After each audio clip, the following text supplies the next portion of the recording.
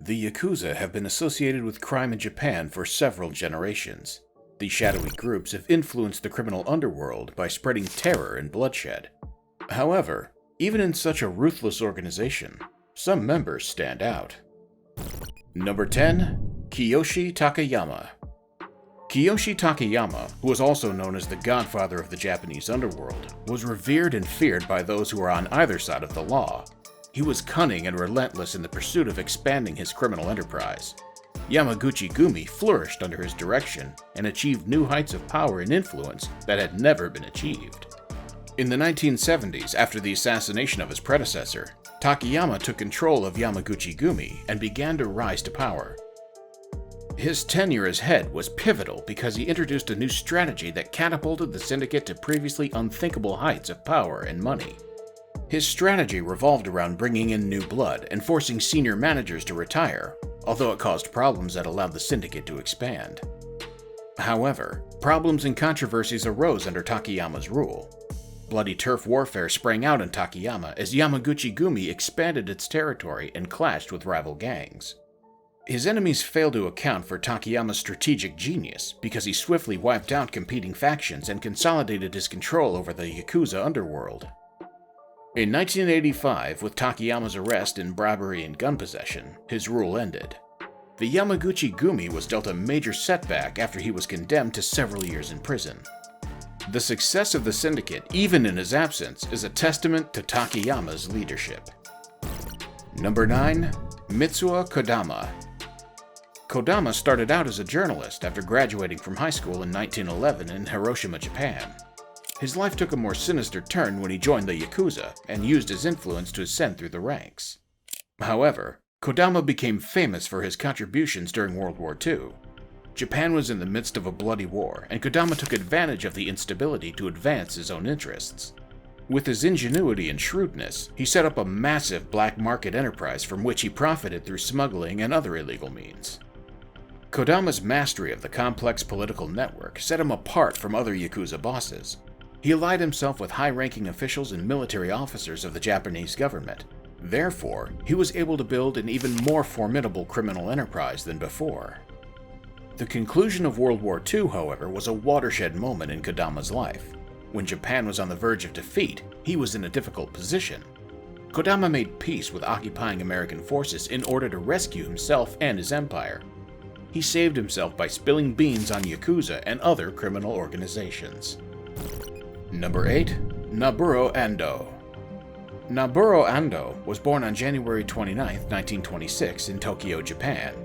Endo's childhood was distinguished by a lack of resources and stability due to his upbringing before World War II. During these formative years, his love for acting was born as he sought refuge in movies. Endo's involvement with the Yakuza began at a tender age. He joined Yamaguchi-gumi, one of the most powerful Yakuza syndicates in Japan, for security and feeling part of something. Endo quickly advanced through the ranks under the guidance of more seasoned members, earning a reputation for bravery and unflinching commitments. Endo's acting skills were recognized by filmmakers while he was still an active member of the Yakuza. In the late 1940s, he first appeared on screen in Furio Banchi, a film about the Yakuza. Endo's career, which lasted for over 6 decades, began with this role. Number 7. Yoshinori Watanabe. Watanabe was born into a poor household in Osaka, Japan, and he quickly found himself drawn to a life of crime. He affiliated himself with Enigawa Kai, a prominent Yakuza organization. Watanabe's relentless drive, wit, and readiness to commit severe acts of violence helped him rise rapidly through the ranks. Watanabe's ascent through the Yakuza ranks was distinguished by his participation in a number of illicit enterprises. Extortion was the primary tool used to consolidate power and amass vast fortunes for the gang. He would demand protection fees from local businesses in exchange for protecting them from rival gangs. Watanabe, however, was capable of much more illegal activity than just extortion. He also dominated the drug trade, to the point that massive smuggling operations were being orchestrated and illegal narcotics flooded the market. His role in the drug trade encouraged local addiction and bloodshed, while generating large profits for the Enigawa Kai. Watanabe's reputation as a dangerous Yakuza commander was solidified by his ruthless attitude to contract killings. Without hesitation, he would eliminate rivals, traitors, and anyone else who threatened his authority. His power in the criminal underground was cemented by these brutal acts of violence, which also deterred anyone from thinking of challenging him. Number 6. Takashi Mizuno. It is said that Takashi Mizuno was behind some of the darkest Yakuza heists.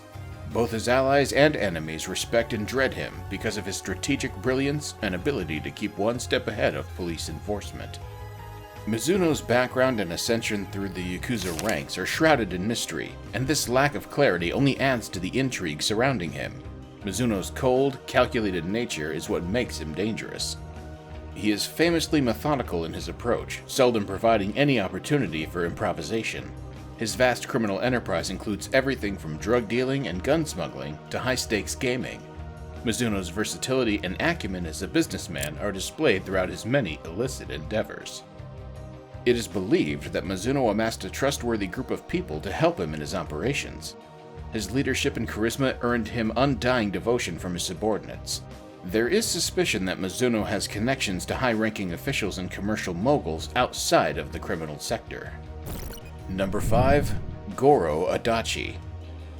Adachi's reputation as the Giant Killer was earned by his towering frame and lethal fighting techniques. Adachi's rise through Yakuza's ranks was a testament to his perseverance and the force of his character. He was able to rapidly rise to prominence because of his exceptional blend of street savvy, discipline, and ruthlessness. Adachi's dedication to his Yakuza family and his uncompromising morality gained him the respect of both his peers and his superiors. Adachi's job as an enforcer was to keep the Yakuza in line and settle any disputes that arose. His brutality earned him the task of eliminating those who threatened the interest of the criminal syndicate. Adachi immediately became a legend among both his allies and enemies due to his reputation for severe brutality and his ability to inflict speedy and cruel justice. During the late 1980s and the early 1990s, when the Yakuza were at the height of their power, Adachi's reign as the Giant Killer was at its zenith. At that time, Japanese syndicates had a great deal of sway over the country's economy, government, and pop culture. Adachi's status within the Yakuza grew, and he gained the confidence of more powerful figures. Number 4. Hiroshi Yamamoto. Yamamoto, who was born in 1947, joined the criminal underworld at an early age and quickly progressed through the ranks.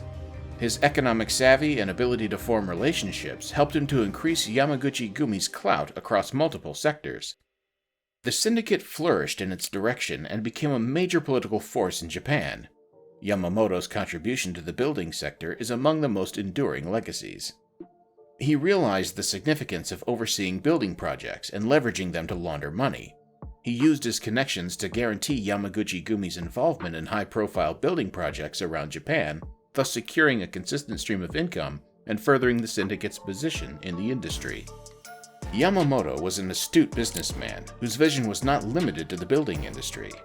The adult entertainment industry was another foray in the showing business, establishing and running a number of hostess clubs, strip clubs, and other places catering to adults allowed him not only to make a lot of money, but also earn a lot of clout and status with important people.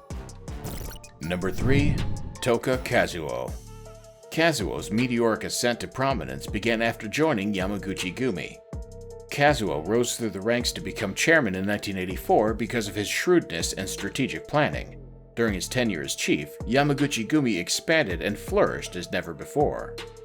Kazuo's ability to unify the many Yakuza clans under Yamaguchi-gumi was a major accomplishment. He united competing factions through diplomacy and military display, allowing the syndicate to spread its power throughout Japan.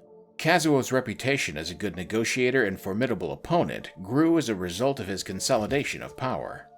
However, Kazuo's approach to leadership was characterized by a blend of cold calculations and pragmatism. He had no qualms to eliminate anyone who threatened Yamaguchi-gumi power, whether they were inside the organization or outsiders. The violent wars that the syndicate fought with other groups during Kazuo's rule cemented the group's position as the most powerful Yakuza faction in Japan. Kazuo was well known for his leadership skills and his lavish lifestyle. His reputation as a larger-than-life personality in the criminal underworld was bolstered by his penchant for flashy automobiles, gourmet cuisine, and lavish parties. Nonetheless, he managed to keep Yamaguchi-gumi relatively disciplined, stressing loyalty and respect among his subordinates despite his opulent lifestyle. Number 2. Masahisa Takinaka. Takinaka, doomed from birth to a life of crime, rose rapidly through the ranks of Yakuza to become a powerful figure. His ascent to power was accompanied by a wave of violence and intimidation that left a wake of death and terror. Takinaka's renown stemmed from his participation in a wide range of illegal endeavors, as well as his ability to strike fear into the hearts of others. He was involved in numerous illegal activities, including drug and people trafficking, as well as money laundering. He rose quickly through the ranks of the Yakuza because of his strategic intellect and willingness to take calculated risks. Takinaka became a Yakuza legend for many reasons apart from his criminal exploits. His charisma and attractiveness charmed anyone who met him. His mysterious aura attracted the attention of numerous Yakuza and regular citizens. Others feared and revered him, while others saw him as a modern-day Robin Hood. Number 1. Shigayo Nishiguchi. Nishiguchi, well known by his pseudonym, The Shadow, was a cunning power broker who rarely came out of the shadows to exercise his influence. Nishiguchi's unique selling point was the calculated plan he put into his illegal endeavors. He was shrewd enough to see the value of alliances and cultivated solid contacts with powerful figures both inside and outside the Yakuza. He was able to operate with relative impunity thanks to his ties with high-ranking politicians. Nishiguchi's criminal hegemony spanned the globe, not just Japan. He was notorious for his role in multinational drug trafficking organizations that smuggled illegal substances across borders.